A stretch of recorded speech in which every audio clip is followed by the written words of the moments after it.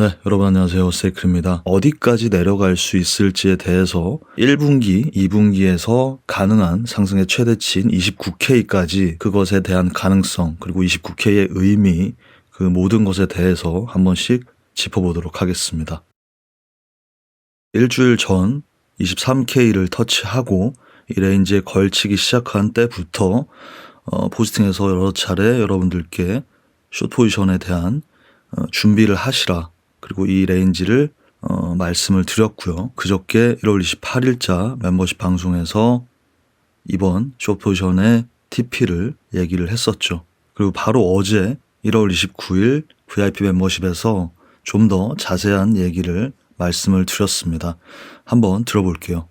우리가 숏 포지션을 오픈하는 24K 이 레인지를 한 번 터치했고 한 번 더 터치하러 올라갈 가능성이 높습니다. 여기서 무조건 떨어진다, 떨어져야만 한다, 이대로 바닥을 간다, 이런 개념으로 생각하진 마시고 숏 포지션을 24K 부근에서 들어가지 않을 이유가 없다. 가성비가 좋은 자리다. 그렇게 이해하시면 됩니다. 하락이 발생한다면 여기서부터 우리가 먹은 이 수익만큼을 가져갈 수가 있고 25K 돌파로 인해서 스탑이 된다면 아주 짧은 그 리스크만 감당을 하면 되는 문제예요. 그리고 네, 여기까지 들어보겠습니다. 제가 뭐 꼭 해째를 위해서 이걸 듣는다기보다는 어제 말한 그대로 진행이 되었고, 그리고 지금 방금 들으신 그 1, 2분간의 설명이 현 시점에서 숏 포지션을 들어갔던 이유이자 TP이기 때문이에요. 그러니까 어렵게 생각하실 필요 없어요. 제가 거의 2달 전부터 16K 때부터 저는 24K까지 올라올 동안 계속해서 롱만을 여러분들께 말씀드리고 계속 롱을 가져왔어요. 그걸 24K에 와서 모두 익절을 한 상태잖아요. 이미 진행 중이기 때문에 다 말씀을 드리는 거고, 너무 욕심 부린다고 또 안 들어가신 분들이 없으셨길 바랍니다. 자, 그렇다면 이 24K는 과연 어떠한 의미를 가지는 자리이기 때문에 여기서 숏을 오픈했고 하락이 나올 수 있는 것인지에 대해서, 그리고 제가 이미 한 달 전 1월 3일 16K에 있던, 비트코인이 16K에 있던 때부터 말씀드렸던 29K, 29K까지 일단 올라갔다가 떨어질 것이다, 이렇게 얘기를 미리 했었던 29K에 대한 의미를 한번 줌 아웃을 해서 얘기해 보겠습니다. 22년 6월부터 지금까지의 일봉입니다.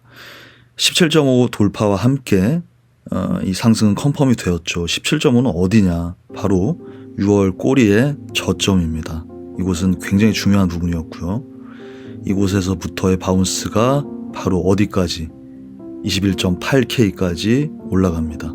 그리고 지금의 위치 23K 후반에서부터 떨어지고 있는 현재의 위치는 바로 7, 8월의 고점이죠. 어디까지 떨어질지의 문제이지 숏을 들어가지 않을 이유가 없다라는 아까 설명드린 그 얘기로 이해를 하시면 되는 거예요. 우리는 여전히 21년을 고점으로, 최고점으로 한 사이클, 그 하락 속에 있죠. 29K는 굉장히 오래된 그 저항인데, 서포트인데 21년이 되면서 이 시작을 알린 이 고점은 그 다음과 다음 캔들을 보시면 고점은 낮아지죠.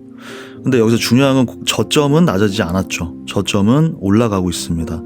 이 경우는 추세가 바뀐 건 아니에요. 다시 고점이 높아지면서 추세가 바뀐 건 바로 여긴데가 이 꼬리가 되는 겁니다.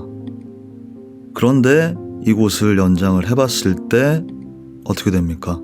붓다빔이 정확하게 거기서의 서포트를 받고 상승을 시작합니다. 하락 때도 정확하게 받아주었고요. 그런데 얘를 더 연장을 해보았을 때 이 서포트를 확실하게 잃는 순간, 몸통이 내려온 순간 비트코인은 그대로 17.5K까지 빠집니다. 그러니까 이 굉장히 중요한 서포트였다는 것이고, 여기까지 내려왔을 때 이곳은 이제 SR 플립이 일어나면서 저항이 되겠죠. 굉장히 오래된 아주 중요한, 그리고 쉽게 뚫을 수 없는, 뚫었을 때는 아주 큰 의미를 가지는 이번 사이클의 가장 중요한 저항이다. 이렇게 생각을 하시면 됩니다. 29K까지 올라간 뒤 하락한다라는 요 얘기를 16K 있을 때 드린 이유 중에 하나예요. 저게 그 외에도 피보나치나 이평선 CME 갭 여러 가지 이유가 있습니다만 이 부분이 굉장히 중요하다. 지난 2년치 차트에서 알 수 있는 29K의 의미, 그리고 지난 6개월짜리 패턴에서 알 수 있는 24K의 의미입니다. 왜 24K에서 우리가 숏을 오픈했는지 이해가 가시죠? 제가 이때부터 말씀을 드렸다고. 숏 오픈은 24K다. 지금으로부터 치면은 이게 어딥니까? 아무도 상상을 못할 때예요, 여기를. 근데 이때부터 숏은 24K쯤 됐을 때 고려를 해본다라고 말씀을 드렸던 이유입니다. 만약에 이 레인지가 깨진다, 좀만 더 내려와서 깨진다라고 한다면 충분히 TP까지 내려갈 수 있습니다. 25K 위로 올라가서 추가 상승을 한다 하더라도 리스크 대비 리워드는 훨씬 더 리워드가 크죠. 충분히 들어갈 만한 자리이고, 그리고 우리는 이 16K 때부터 이 긴 롱을 2번이나 아주 크게 먹었던 이 수익을 익절을 다 했으니까 완료를 했죠. 완료를 하고 아주 짧은 리스크 대비 리워드를 이제 들어간 겁니다. 로우 타임 프레임과 하이 타임 프레임 2년, 6개월, 그리고 최근 2주, 3주 모든 프레임에서 주요 자리에 대해서 이해하셨을 거라고 생각합니다. 그리고 이번 주는 다들 아시다시피 FOMC 금리 발표가 오랜만에 있어요. 그 얘기, 간단한 얘기와 증시 바닥에 대한 이야기, 증시가 과연 이대로 반등을 할 것인가 혹은 추가 하락을 할 것인가, 이런 얘기는 S&P 500이랑 이렇게 같이 좀 보면서 내일 좀 추가로 올려보도록 하겠습니다.